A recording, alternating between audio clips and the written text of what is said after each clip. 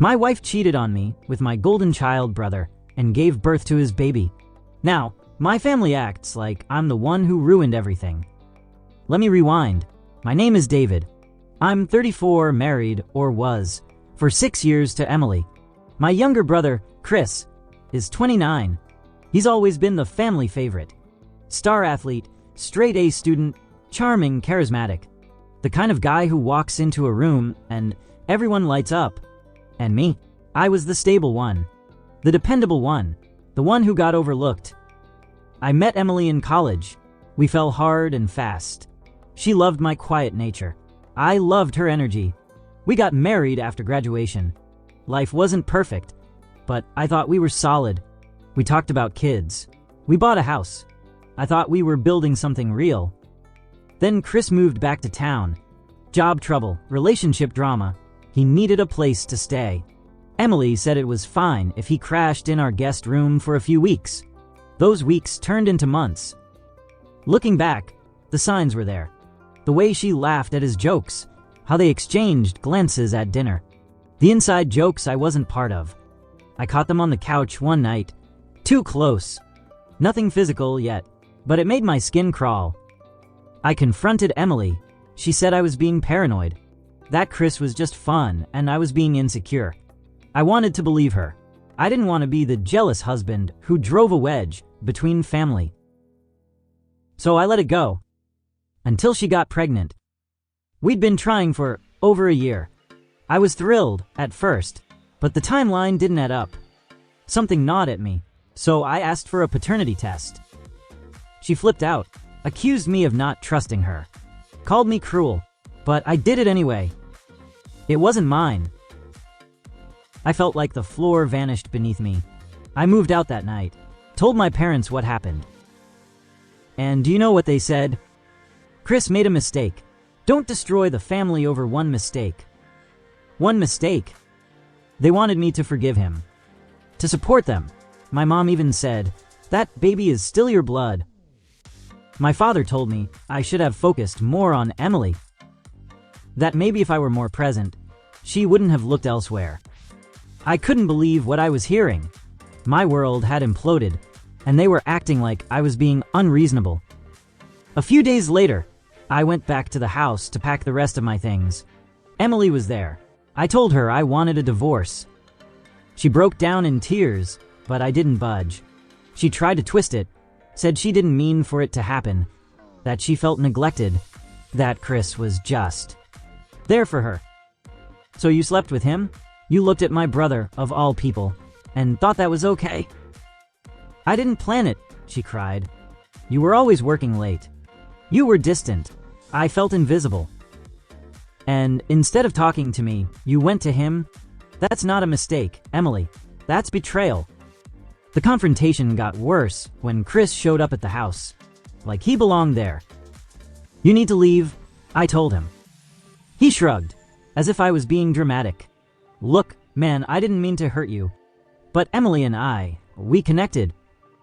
You connected with your brother's wife? You're not just a homewrecker, you're a coward. He scoffed. Maybe if you weren't so boring, she wouldn't have looked elsewhere. I lost it. I lunged at him. We got into a full-blown fist fight. In our front yard, neighbors came out. Emily screamed. It was chaos. But what broke me even more came later. I found Emily's old phone, left behind during the move. Curiosity got the better of me. I opened it. The texts, the pictures, the videos. They weren't just having an affair. They were in love. Or at least, that's what they told each other. Chris texting her, "Can't wait till he's out of the picture." Emily responding, "Soon, baby. He's starting to suspect, but I'll handle it." It wasn't just betrayal. It was manipulation. Deceit. Cruelty. I wasn't just a casualty.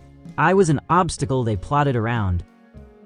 They joked about me, about how I never noticed, how he's so naive, it's almost cute. Every moment I had doubted myself. Every time she gaslit me into silence. It was calculated. I printed out the messages. I mailed them to my parents. No words, just the truth. But even then, they stayed on their side. Later, my parents called. Not to check on me. Not to ask how I was coping. No, they were worried about Chris. Said I had overreacted. Said I needed to think of the baby. That this wasn't the end of the world. Not the end of the world. They made it clear. Chris was still their golden boy. Emily was still welcome. I was the problem.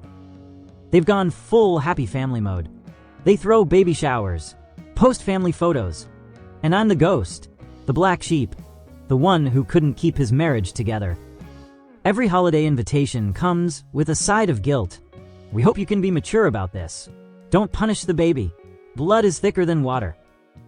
No, respect is thicker than betrayal. I cut them all off, moved to another city, started therapy, started over. It still hurts. Some nights, I stare at the ceiling and wonder how everything got so twisted. How the people I loved most chose convenience over truth. But I'm healing. I found peace in solitude. In knowing I didn't lose them, they lost me. Because family isn't who shares your name.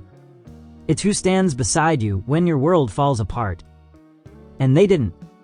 They never did. As for Chris and Emily, their golden life didn't stay golden for long. My parents' blind support didn't stop reality from creeping in. Chris lost his job. Again, turns out, sleeping with your brother's wife doesn't look great on a resume once word gets out. Emily tried to go back to school, but with a newborn and a partner with no income, it didn't take long before the stress tore into their fairy tale. I heard from an old friend that they broke up twice. Got back together only for Emily to find messages on Chris's phone from another woman. Suddenly, betrayal didn't feel so romantic to her. My parents tried to keep up appearances, but even they couldn't ignore the dysfunction bubbling to the surface. Now, Chris lives in my parents' basement. Emily moved in with her sister. They share custody of the baby, awkward, strained, far from the happy family portrait they once posed for. The pictures stopped. The baby showers stopped. The illusion shattered. Sometimes, karma doesn't come loud and dramatic. Sometimes, it's just life unraveling quietly, thread by thread. And while they sit in the ruins of what they built on lies, I've built something better, brick by brick, truth by truth. Peace, freedom, self-respect. That's mine now, and they can never take it back. Not long ago, I got a message from Emily. Just a simple, "Can we talk?" Against my better judgment, I agreed. We met at a coffee shop. She looked tired, worn down by the weight of her choices. She told me she missed me, that she realized too late what we had, that Chris wasn't who she thought he was. She even asked if we could try again. I let her speak. I listened, and when she was done, I simply said, "You made your choice. Now live with it." I walked away, and this time I didn't look back.